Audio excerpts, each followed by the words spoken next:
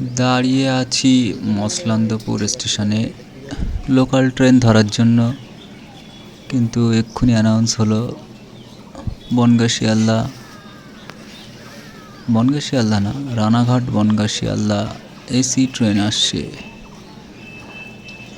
সকাল 8:20 নাগাদ মসলন্দপুরের টাইম, কিন্তু অ্যাপে টাইম বা ট্রেন এখানে থামবে সেটা কিন্তু দেখাচ্ছে না।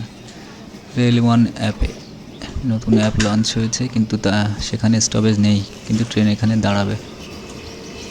ট্রেনটা আগে কোনো দিন দেখিনি, এই প্রথম দেখা আজ।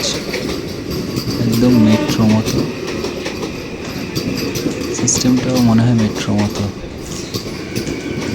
একদিন উঠতে হবে ট্রেনটায়।